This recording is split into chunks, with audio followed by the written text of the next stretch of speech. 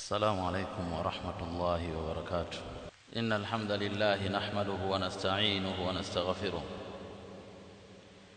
ونعوذ بالله من شرور أنفسنا وسيئات أعمالنا. من يهده الله فلا مضل له ومن يضلل فلا هادي له. وأشهد أن لا إله إلا الله وحده لا شريك له وأشهد أن محمدًا عبده ورسوله. يا أيها الذين آمنوا اتقوا الله حق تقاته ولا تموتن إلا وأنتم مسلمون. يا أيها الناس اتقوا ربكم الذي خلقكم من نفس واحدة وخلق منها زوجها وبث منهما رجالا كثيرا ونساء واتقوا الله الذي تساءلون به والأرحام إن الله كان عليكم رقيبا.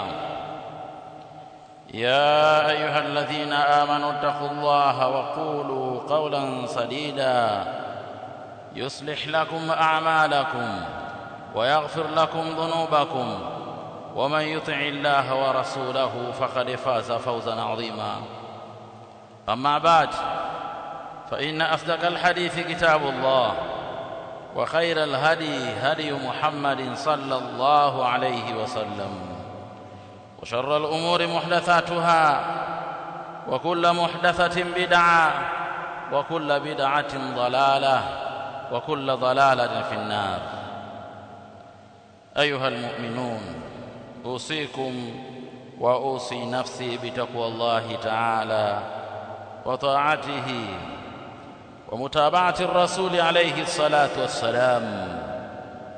Enyi waumini, kwa hakika nakuhusieni pamoja na kuhusia nafsi yangu kumcha Allah subhanahu wa ta'ala, na hivyo hivyo kumfuata na kumuiga bwana mtume sallallahu alayhi wa alihi wasallam katika matendo yenu.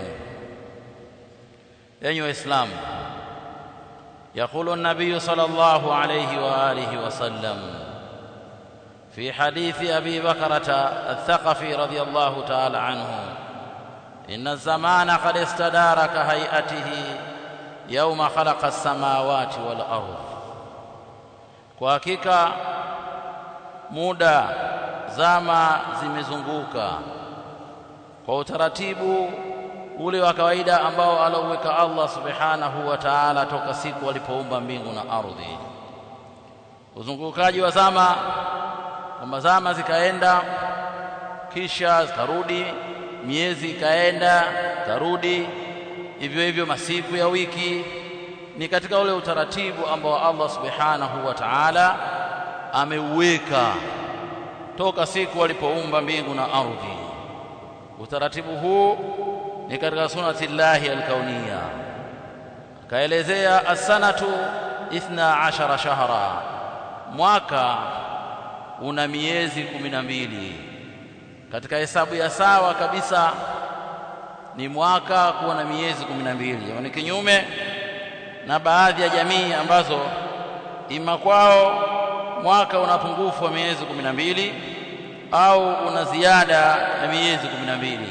Lakini kwa utaratibu wa Allah subhanahu wa ta'ala, sanatu 12 shahra, mwaka una miezi 12. Minha arba'atun hurum, katika hiyo miezi 12 kuna miezi minne ni miezi mitukufu. Thalathun mutawaliyatu, miezi mitatu imeambatana pamoja: Dhulqaada wa Dhulhijja wa Muharram, mwezi wa mfungo pili, mfungo tatu na mwezi wa mfungo nne ambao ni Muharram, ambao hii imeambatana pamoja, ni miezi mitukufu.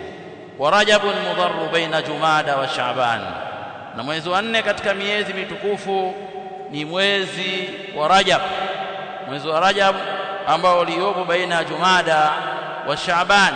Ndio huu mwezi ambao tuko nao leo tunapozungumza. Tuko ndani ya mwezi wa Rajab, ambapo mwezi huu ni mwezi mtukufu, ambapo amali saliha, kufanya matendo mema ndani ya mwezi huu wa mtu ulipwa mudhaafa, ulipwa zaidi na zaidi. Na hivyo hivyo kufanya maasi katika mwezi huu, basi maasi yanakuwa ni mughalladha, yanakuwa ni makubwa mno kutokana na ule utukufu uliowekwa ndani ya miezi hii.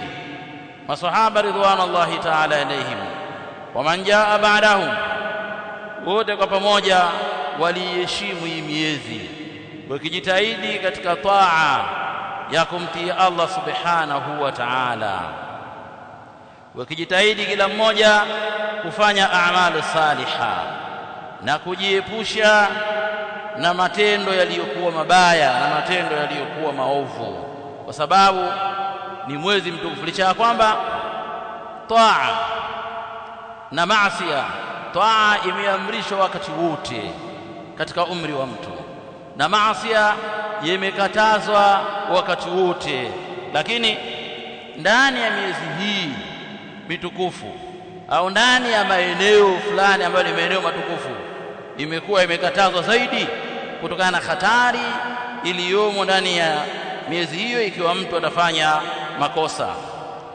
Ndugu zangu, muda unakwenda toka katika mwezi huu, lakini wakati huo tuko katika mwaka mwingine miladia, mwaka ambao kila mmoja katika sisi aweze akakimbia kwamba tuko katika Januari, katika hesabu za miladia kama wenyewe wanavyoita, ambapo mwaka huu kwa mujibu wa zile ratiba zetu na mambo yetu ya kijamii, kila mmoja kuna mambo yatakuwa yanamshughulisha katika mwezi huu. Hakuna mtu ambaye atapetuka au hatoguswa na mwezi huu, hatoguswa kwa kumalizika mwaka uliopita kwa hesabu ya jua kwamba mwaka wa 2025 na vile vile kwa kuingia tena mwaka wa 2026 katika mambo yetu na maisha yetu ya kila siku ya kijamii na matendo yetu na amali zetu. Ni kwamba muda huu au miaka hii ni kwamba tuko nayo na hatuwezi tukaiacha. Na kuna baadhi ya watu wanasikitika sana, na kuna baadhi ya watu wengi wao wanafurahia kwamba wameingia katika mwaka mwingine, kwa maana wameongeza muda wao na umri wao wa kuendelea kuishi hapa. Kwa hakika, na wengine wanajidhatiti ni namna gani katika mwaka huu, miezi hii 12 ijayo, kwamba atajiinua kiuchumi, kwamba labda aliumba ni namna gani atainuka, labda aliinuka ni namna gani atazidisha mambo yake, ama shuleni ni namna gani ataingia katika kidato kingine mwaka huu. Kwa hiyo umekuwa hali ambayo hatuwezi kuiepuka, lakini licha ya kuwa katika wakati huo, yaqulu an-nabiy sallallahu alayhi wasallam fi hadithi Abi Barza radiyallahu ta'ala anhu annahu qala rasulullah sallallahu alayhi wasallam la tazulu qadama 'abdin yawm al-qiyamah, kwa hakika siku ya kiyama hazitoinuka nyayo za mja yoyote, ambapo tutasimamishwa mbele ya Allah subhanahu wa ta'ala na kuangaliwa yale matendo tuliyofanya wakati tuko hapa duniani. Basi katika hali hiyo, baada ya kufuliwa na kusimamishwa pale, hakuna mtu yoyote atakayeondoka hata yus'al an umrihi fima afnahu, mpaka aulizwe kuhusu umri wake, ni namna gani umri wako ulivyoumaliza, uliutumiaje umri wako wewe. Leo unahesabu miaka, umeingia mwaka mwingine au miladia, unahesabu kwamba sasa hivi nina miaka 20 au sasa hivi nina miaka 30 au nina miaka 40 au hakadha 50. Hivyo hivyo kila mmoja anahesabu kwa mujibu wa ile tarehe yake ya kuzaliwa kwa mujibu wa kalenda miladia. Lakini fahamu ya kwamba swali hili na mengine yatakayofuata utaulizwa na Allah subhanahu wa ta'ala يوم القيامة, la mafarru fi dhalik, huwezi kukimbia abadan. Utaulizwa an umrika, kuhusu umri wako, fima afna, umri huu wewe umeumaliza vipi, umepewa tuno, umejaliwa, umeletwa duniani, ukajaliwa wewe ukawa Muislamu. Sasa umri wako unautumiaje? Kila mmoja wakati anapoona hii miaka inakwenda, ima iwe miaka yetu sisi ambao ni mwezi wa Rajab, au iwe ni miaka hii iliyopo ya mambo ya shughuli zetu, basi hebu angalia umri wako. Umri wako huu unazidi, maana yake kwamba wewe ndio unaondoka, kaburi lako linazidi kukujongelea, linakusogelea. Sasa umri wako unautumiaje? Si hivyo tu, bali mja siku hiyo ataulizwa an ilmihi fima faala bih, hiyo ilmu uliyokuwa nayo, kwamba umesoma, umekuwa ni alim na ulama, umesoma, umekuwa maalim, umekuwa ustadhi, umekuwa shekhe, umekuwa dai.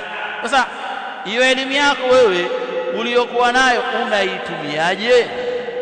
Kwani hakika ilmu kama ilmu, kwanza kabisa inatakikana ikufae wewe mwenyewe na uifanyie kazi. Uifanyie kazi ilmu baada ya kuwa umeshapata ilmu. Sasa taamalu bihi, uifanyie kazi kwa kufanya matendo yaliyokuwa mema, kwa maana ufanye kwa mujibu wa ilmu inavyokuelekeza, na ilmu inakuelekeza wewe kuwa mja mwema na kufanya matendo yaliyokuwa mema. Kwa maana hiyo kila mmoja sasa akae na kufanya bahthi na kupekua, kuangalia ni namna gani ilmu ni namna gani elimu yake inavyomsaidia, ilmu shara awala, kisha vile vile hayo maarifa yako, elimu yako uliyokuwa nayo kama yakuluna ya kimazingira au ya sekula inakusaidiaje? Na hivyo hivyo hiyo elimu yako uliyokuwa nayo wewe, una diploma, una degree 1, 2, 3, ni profesa. Je, jamii yako imefaidika vipi na hivyo viwango vyako vya elimu? Kwamba wewe una PhD, je, PhD yako imenufaisha jamii yako? Au ni zile PhD ambazo zilizopelekea maangamizi, kuwaambia vijana waingie barabarani wakaandamane? Natakiwa hayo PhD yenu, hizo elimu zenu ziwe ni elimu zitakazowafaa wenyewe katika nafsi zenu, na hivyo hivyo kufaa na kusaidia jamii zenu, kwa kila mmoja katika sekta yake aliyesoma. Hiyo ndio inaonekana kwamba hii ni ilmu. Sasa ikisaidia, na ukifika mbele ya Allah utapata wepesi wa kujibu hayo masala. Ama ikiwa ni kwamba na mimi tu nilisoma, matendo yako na ilmu maelekezo tofauti, basi huo ni mtihani mkubwa. Zinduka na jirekebishe, rudi katika njia ya sawa. Hivyo hivyo, wa an malihi min aina iktasaba wa fima anfaqa, mtu ataulizwa kuhusu mali. Tunahangaika leo sisi tuliokuwa Kariakoo hapa, watu wanahangaika katika biashara, watu wanahangaika kutunisha mifuko yao. Je, hiyo mali ambayo inayoingia katika akaunti yako umeipata pataje? Je, umeipata kwa njia za halali? Je, umeipata kwa njia za sawa sawa, au umepata kwa njia za magumashi, kwa njia ambazo hazieleweki, za dhulma? Au umeipata pataje? Angalia mali yako unaipata pataje. Muamala unaofanya kuingiza pesa katika mfuko wako, uangalie muamala huo, je, ni muamala sahihi? Je, ni muamala uliokuwa katika vidhibiti na vigezo kama vinavyotaka sheria ya Allah? Sio kwamba wewe kila muamala ambao unaingiza pesa ukawa wewe unauchangamkia ili mradi tu mkono uende kinywani. La hasha, bali angalia ujanja huu ni hapa, lakini Allah subhanahu wa ta'ala anakuona na amekuwekea malaika, na wale malaika wanaandika hayo, na wewe ukifika siku ya kiyama Allah atakuuliza an malika, kuhusu hiyo mali yako, umeipata pataje, umeichumaje? Ndugu zangu Waislamu, wenzetu wa mwanzo as-sahaba ridwanullahi ta'ala alayhim wa man tabi'ahum bi ihsan, walikuwa wameneemeshwa na Allah akawafanya kuwa wao ni watu watukufu, ni watu wenye nguvu katika ulimwengu. Baada ya wao miamala yao kuwa ni miamala iliyokuwa sawa sawa, miamala iliyokuwa ya halali, haingizi kitu chochote, hata ndururu au sumni haingizi katika pesa zake, isipokuwa kwa njia ya halali ambayo ana uhakika nayo, ya halali ambayo wewe una uhakika nayo kwamba njia hii, muamala huu ni muamala uliokuwa wa sawa sawa. Ama kufanya mambo ya ujanja katika miamala, mtu akapata tabani, tutakuona umepata na kadha, lakini fahamu siku hii inakuja yaumul qiyama, utaulizwa juu ya hayo. Umeipataje pesa zako zote ulizotumia, ulizobaki nazo na zile utakazobaki nazo siku ya kufa? Zote utakuja kuhesabiwa moja baada ya nyingine, na itatakiwa utoe majibu yaliyokuwa ya sawa sawa.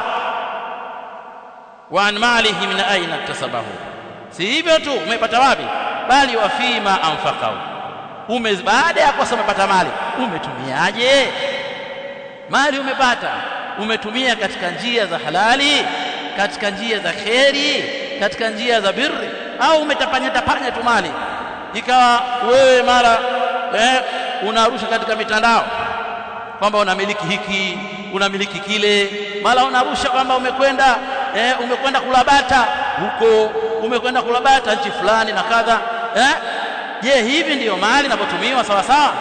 La hasha, mali kutumia sawa sawa, tumia wewe na familia yako katika njia za kheri, itumie katika njia za halali, kisha vile usimame kutoa zaka, kisha hivyo hivyo as-sadaqa wa tabarruati wa wujuhi alkhairi, na utoe sadaka, utoe misaada mbalimbali kwa watu wanaohitajia katika njia za kheri, na kingine kilichobakia utaendelea kukihifadhi kwa ajili ya kutumia wewe na familia yako na ndugu zako, ami zako, wajomba zako, shangazi zako na watoto wao. Isiwe wewe tu na wanao, lakini una ndugu zako ambao ni masakini, dhaifa, ohehahe, lakini wewe unamiliki hapa, una ghorofa, mtaa ule una ghorofa, mtaa fulani una nyumba, pale una biashara na kadha, unatumia kadha, lakini wakati huo kwamba wewe una mtoto wa mjomba wako, ni kwamba anaokota makopo, anaokota chupa za plastiki akauze kwa shilingi 700. Hapa utaulizwa, angalia kwamba ile sadaka basi ziwaguse watu wako wa karibu. Hivi ndivyo itakuwa sawa sawa, kwa sababu wewe, Mtume sallallahu alayhi wasallam anasema, wa an malihi min aina iktasabahu wa fima anfaqahu, hizo mali umezitoa katika njia gani? Toa mali yako katika njia za kheri. Si hivyo tu, wa an jismihi fima ablahu, huo mwili wako uliokuwa shupavu, uliojaa, mwili umenona, mwili huo umeimarika kwa mazoezi na afya njema, mwili wako wewe unautumiaje? Au ni mwili tu umetoka umeenda kula mandi, ulipomaliza kula mandi ukaenda ukalala, ukatoka hapo ukaenda ukaa mbele ya TV ukaangalia mpira masaa mawili, ukatoka hapo ukaangalia TV saa nzima, ukatoka hapo ukajila. Je, huu mwili uliokuwa na nguvu namna hii ndiyo njia zake hizo? La, hapana. Tumia mwili wako katika njia za sawa sawa. Huo mwili uliokuwa nao, hizo nguvu ulizokuwa nazo, basi ujue kwamba utaulizwa, mpaka zimefikia siku kwamba nguvu zako zimeisha kutokana na utu uzima. Ulipokuwa kijana ulitumiaje? Wewe mwenyewe jihesabu, uangalie. Wajaa fi riwaya wa an shababihi fima ablana, katika riwaya nyingine imekuja inda at-Tirmidhi rahimahullah ta'ala, utaulizwa kuhusu ujana. Ujana huu ndio sehemu yenye nguvu, vijana mtu na nguvu.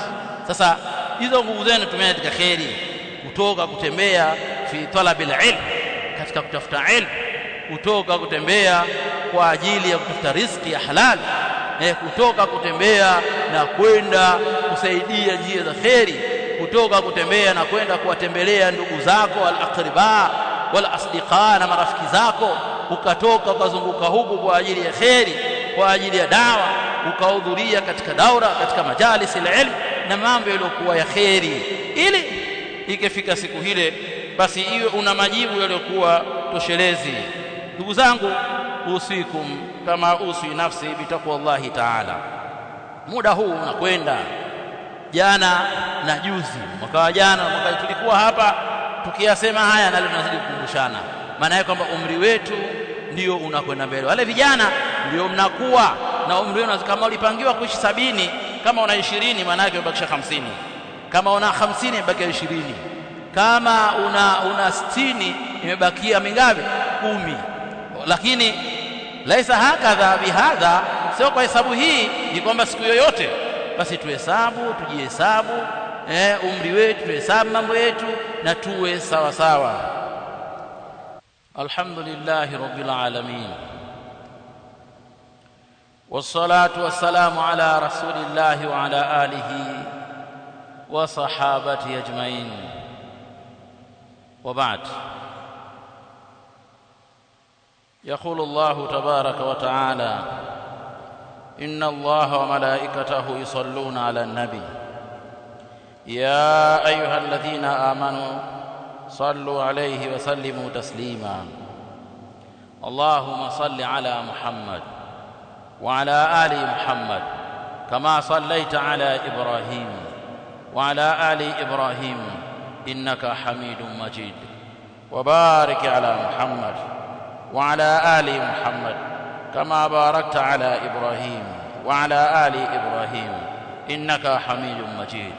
ربنا آتنا في الدنيا حسنة وفي الآخرة حسنة وقنا عذاب النار.